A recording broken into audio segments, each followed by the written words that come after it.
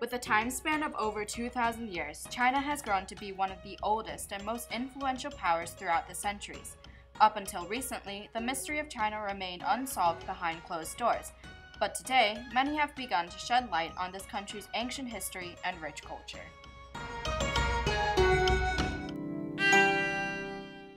Centered at the heart of Beijing, the Forbidden City stands as one of the most intricate architectural designs in all of China. Built in the 1400s, it has been the home for numerous rulers over the past 600 years. The Forbidden City was the residence of the emperor and his families. It is a symbol of power. It is a symbol of family, the imperial court, and also the imperial system. It's huge and it's beautiful. But also, again, you see that Forbidden City is completely closed, not allow the commoner to enter. In total, 999.5 room, right?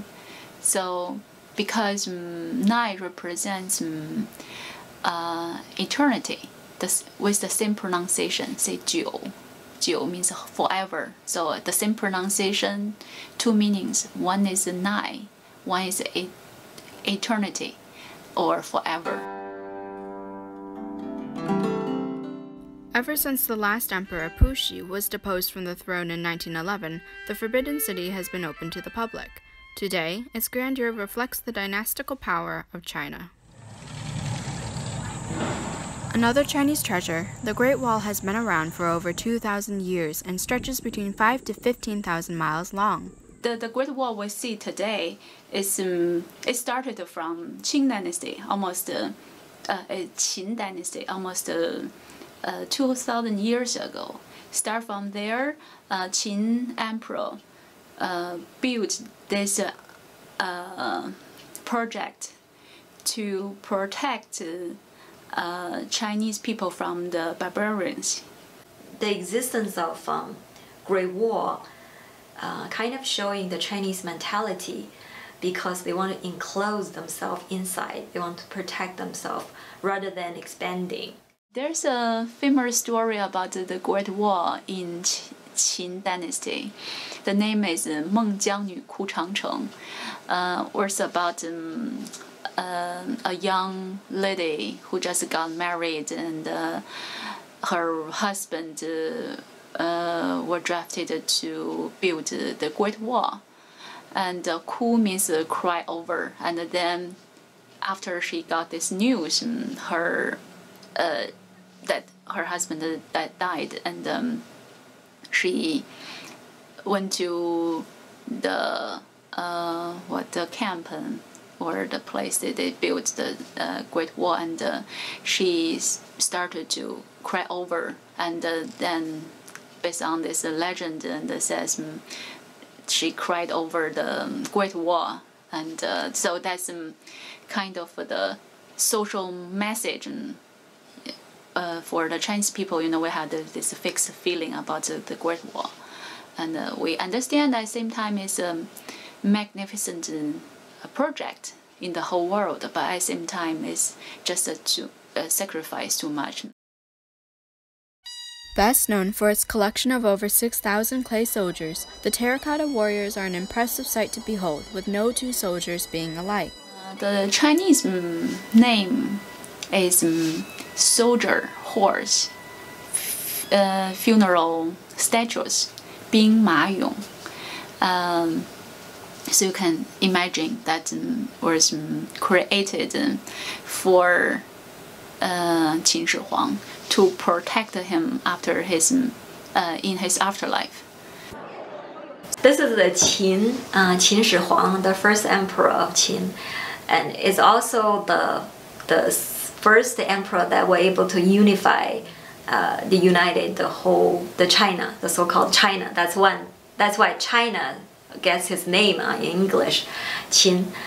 He assumed that these people really can protect him, after dying, can really accompany him, because it was lonely, it was dark, it would be fearful, it would be terrified.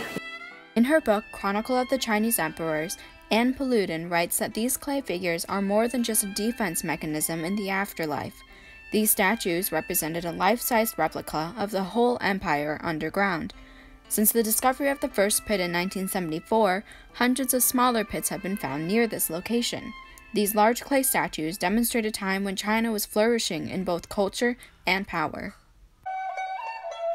Ever since the 21st century, China has become a fairly modernized nation. Well, Western influence on China has always been play a big role in China.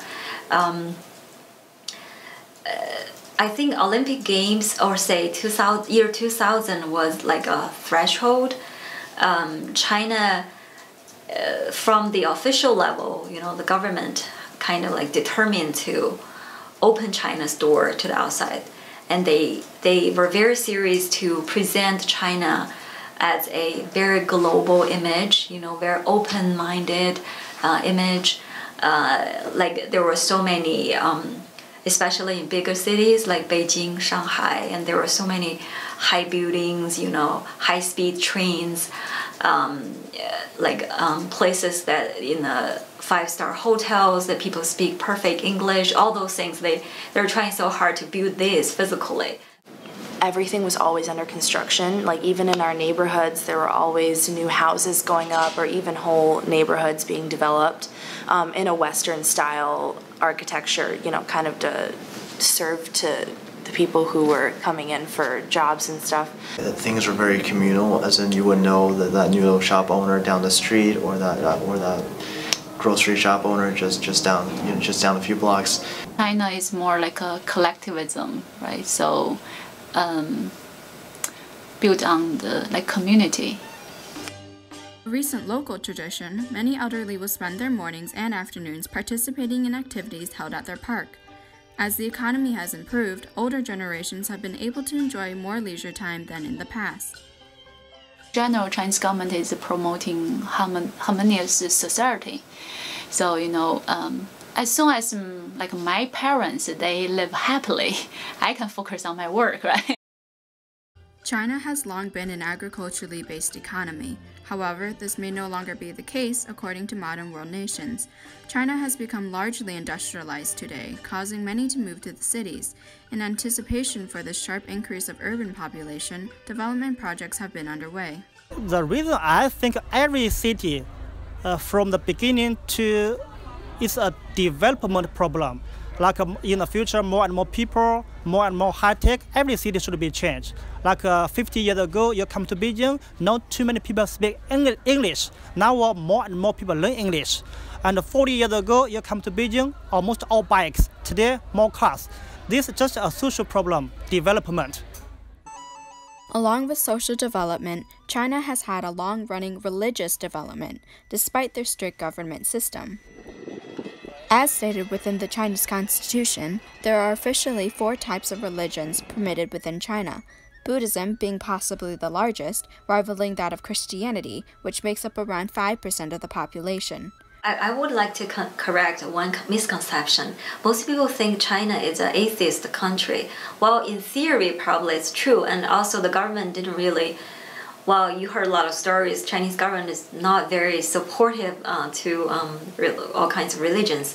But I would like to say, from my experience, from the people I encountered, like my family, my grandma, my mom, I know that there are a lot of folk religions, and I would say that probably is a varied form of either Taoism or Buddhism, but I don't think the Chinese communists kill completely religion, and they obviously can't. A culmination of multiple folk customs, Chinese opera is a popular source for entertainment. To train an opera performer usually takes at least 10 years of training to be good enough to go on the stage to perform. A long-founded tradition amongst the common people, Chinese opera was initially introduced during the Qing dynasty in the mid-1700s. From there, the culture of opera grew, and soon large cities were creating a business out of them. I joined the opera school when I was at the age 11, and I continue until age 28. So that's 17 years. Tea House Opera is a family-oriented common folk show. Less prestigious than the Beijing Opera, but certainly nonetheless entertaining, Tea House Opera provides an environment much like a variety show.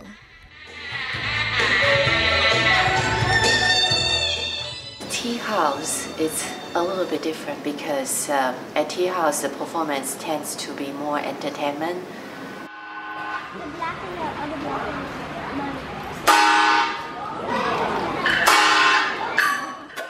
In opera, different color resemble different level and a class. For example, royal family, they will wear yellow and red. Wedding, we will heavy on red and white, blue, dark blue. It tends to be a little bit lower class. Opera continues to entertain audiences nationwide, giving people a glimpse of Chinese history and culture.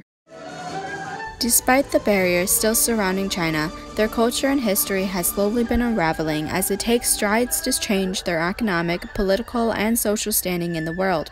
Amidst these changes, traditional Chinese customs and beliefs still remains a distinct characteristic of their everyday lives.